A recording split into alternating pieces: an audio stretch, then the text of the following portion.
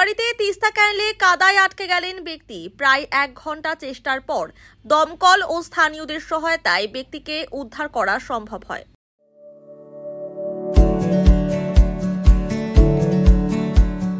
Pampered, not just a hospital, but a mother. New life fertility centre আধুনিক চিকিৎসা ও বিশেষজ্ঞদের সহায়তায় আপনার স্বপ্ন পূরণ করতে প্রস্তুত। নতুন জীবনের স্বপ্ন সত্যি করতে আজই যোগাযোগ করুন। নতুন জীবনের সূচনা এখানেই।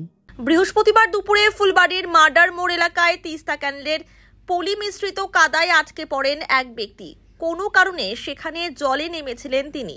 সেই সময় অজান্তেই ক্যানেলের পাশে জমে থাকা গভীর কাদার মধ্যে হঠাৎ করেই তিনি আটকে পড়েন। ধীরে ধীরে তার অর্ধেক শরীর কাদায় ঢুকে যায়। এরপর প্রাণপণে নিজেকে মুক্ত করার চেষ্টা করতে থাকেন তিনি। আশেপাশে থাকা স্থানীয়রা প্রথমে নিজেরাই উদ্ধারে ঝাঁপিয়ে পড়েন। বেশ কয়েকজন সাহসী ব্যক্তি কাদায় নামেন এবং উদ্ধারের চেষ্টা চালান। তবে প্রচণ্ড পলি ও কাদার কারণে তাকে উদ্ধার করা সম্ভব হয়নি। পরে খবর পেয়ে দ্রুত ঘটনাস্থলে পৌঁছায় ফুলবাড়ি হাইওয়ে ট্রাফিক আউটপোস্টের পুলিশ, নিউ জলপাইগুড়ি থানার পুলিশ এবং ফুলবাড়ি থেকে আসে দমকলের একটি ইঞ্জিন। পরে দমকল কর্মীদের পরিকল্পিত ও সতর্ক প্রচেষ্টায় ওই ব্যক্তিকে নিরাপদে কাদা থেকে টেনে তোলা হয়। দেখছি একজন লোক পড়ে গেছে, তাকে উঠানোর চেষ্টা করছে, ওরা পাচ্ছে না। অবশ্যই নিয়েছে, এখন তো কাদামাটির মধ্যে পড়ে গেছে, আটকে গেছে। আমরা এসেছি 1 ঘন্টা হয়ে গেছে, কিন্তু পড়ছে 1 ঘন্টার উপরে হয়ে গেছে।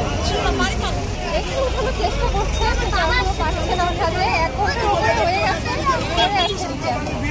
মানে কোমর অব্দি তো নিচে যেতে আছে। আগে বডিটা দেখেই ছিল, বডিটা তুলে ধরা হয়েছে, এখন অর্ধেক বডি নিচে ঢুকে আছে, উঠাতে পারছে না। মার্ডার মোড়ে একজন ব্যক্তি আপনার এই যে কিনা বিনোদীরা চ্যানেলে মাছ ধরতে নেমেছিল, জানি না কি কারণে নেমেছে, উনি কাদার মধ্যে আটকে গিয়েছে, পারেনি। পাবলিক চেষ্টা করলো, তারপরে আমাদেরকে খবর দেওয়া হয়। ট্রাফিক ওসি এখানকার যিনি আছেন তিনি আমাকে খবর দিয়েছেন, আমরা এসছি গাড়ি নিয়ে, ওনাকে রেস্কিউ করা হয়েছে। এখন ওকে, উনি মাটির মধ্যে আটকে গিয়েছিল কাদার মধ্যে। আপনার চোরাবালি যেটাকে বলে না ওরকম।